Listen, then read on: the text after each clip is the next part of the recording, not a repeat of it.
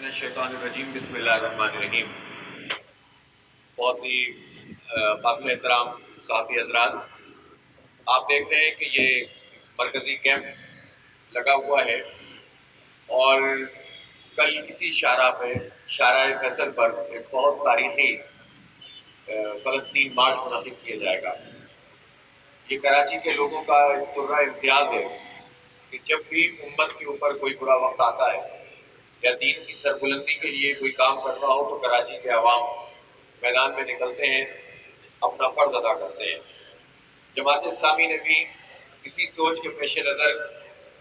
کہ جب دنیا میں ہم دیکھتے ہیں کہ مغربی ممالک تک میں بعض امیر لوگ نکل کر مظاہرے کر رہے ہیں، تو پاکستان میں اگرچہ بڑے بڑے مظاہرے چھوٹی چھوٹی کارنر میٹنگ یہ سب ہوئی ہیں، لیکن جسے ہم کہہ سکتے ہیں کہ کوئی ملین مارچ ہو، کوئی ایسا مارچ ہو کہ جو پوری دنیا میں محسوس کیا جائے، جس سے پوری دنیا کو یہ میسج ملے کہ امت مسلمہ خاص طور پر بیدار ہے، جاگ رہی ہے، اس کی کمی محسوس ہوتی ہے۔ اور اسی لیے امیر جماعت اسلامی پاکستان سراج الحق صاحب نے اپنی تمام جماعت اسلامی کی سرگرمیوں کو معطل کر کے فلسطینی بچوں، عورتوں، جوانوں سے اظہار یکجہتی کے لیے اور اسرائیلی درندگی کے خلاف تمام سرگرمیوں کا اعلان کیا، فلسطین فنڈ قائم کیا، اور اس کے بعد بہت تیزی سے گراس روٹ لیول کے اوپر لوگوں سے رابطے ہوئے۔ جماعت اسلامی نے کراچی میں کل یعنی 23 مئی کو جو فلسطین مارچ منعقد کرنے کا فیصلہ کیا ہے، جس طرح کی تیاریاں ہیں اس سے یہ بات پتہ چل رہی ہے کہ انشاءاللہ تعالی اس وقت جو صورتحال فلسطین میں رہی ہے اس پر دنیا میں ہونے والے تمام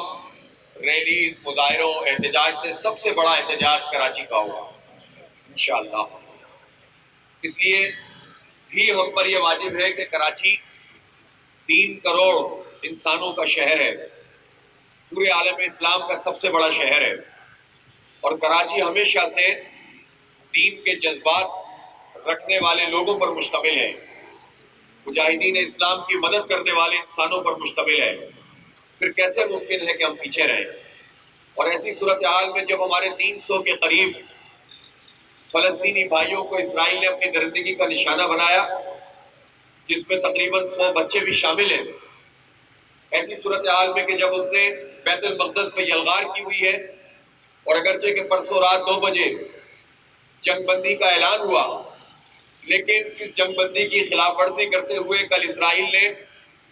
ان لوگوں کے اوپر جو بیت المقدس میں نماز جمعہ ادا کرنے کے لیے گئے، اسرائیلی فورسز نے ان کے اوپر حملہ کیا۔ اور اس سے یہ بات پتہ چلتی ہے کہ یہ جنگ بندی وقتی طور پر اس لیے انہوں نے کی ہے کہ جب یہودی مرنے لگتے ہیں اور اسرائیل پر اٹیک ہونے لگتا ہے تو یہ امریکہ کو بھی للکارتے ہیں کہ کسی طرح راستہ نکالا جائے، لیکن جب جنگ بندی ہو جاتی ہے تو اس کے بعد یہ پھر وہی اپنے سارے کام شروع کر دیتے ہیں۔ 73-74 سال سے یہی ہو رہا ہے، اور صورتحال یہ ہے کہ قبلہ اول ہمارا بیت المقدس ان صہیونیوں کے قبضے میں ہے۔ اس لیے کل کا مارچ بہت اہمیت کا حامل ہو گیا ہے کہ اب تک جب وہاں پر راکٹ برس رہے تھے اور میزائل آ رہے تھے تو پوری دنیا میں ایک رد عمل موجود تھا، لیکن جیسے ہی جنگ بندی ہوئی ہے فلسطین کے مسئلے کو پس پش ڈالنے کی کوششیں شروع ہو گئی ہیں۔ ہم یہ بات بتا دینا چاہتے ہیں کہ فلسطین کا مسئلہ کسی 11 دن کی جنگ کا مسئلہ نہیں ہے۔ یقیناً اس میں اسرائیل نے درندگی کی ہے، یقیناً اس میں بچوں کو شہید کیا ہے، لیکن جب تک اسرائیل کا ناپاک وجود موجود ہے، جب تک بیت المقدس پہ اس کا قبضہ ہے، جب تک وہ فلسطینیوں کو ان کی زمین سے بے دخل کر رہا ہے، یہ جدوجہد جاری ہے، اور اس پر تمام باضمیر انسانوں کو دنیا میں آواز اٹھانی چاہیے، اور خاص طور پر مسلم ممالک کو اپنا رول پلے کرنا چاہیے۔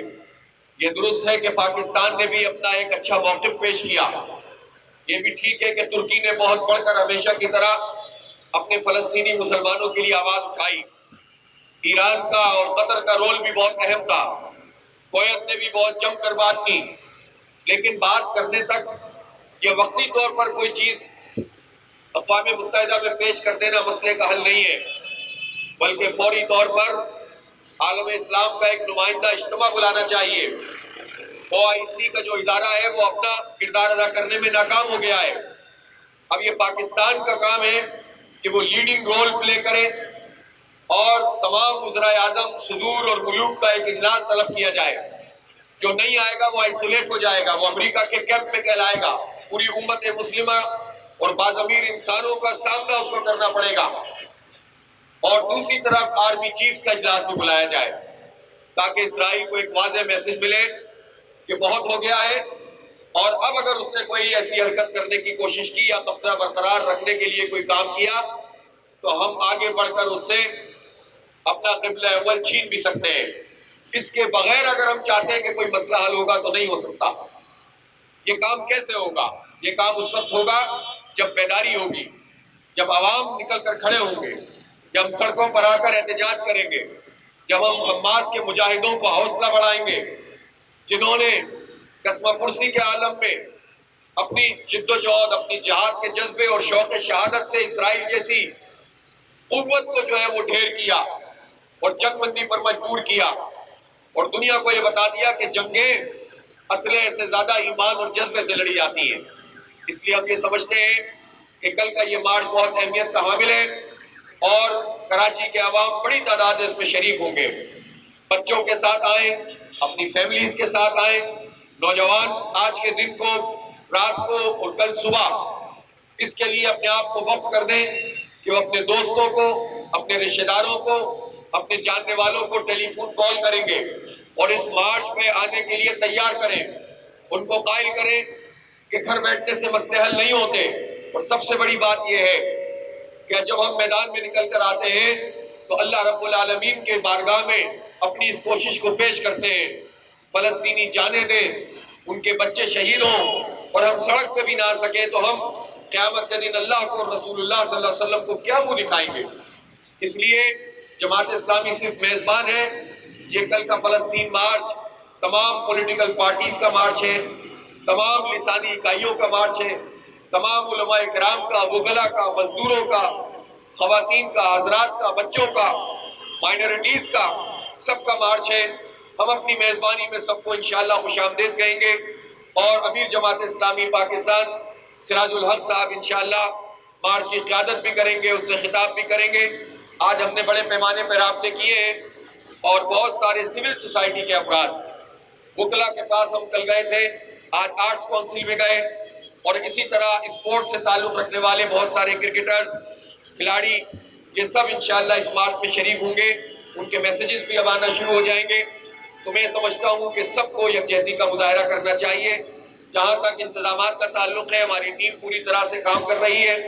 اور کل کراچی شہر میں 1000 سے زائد مظاہرے صرف جماعت اسلامی نے کیے ہیں، مختلف مساجد پر، مختلف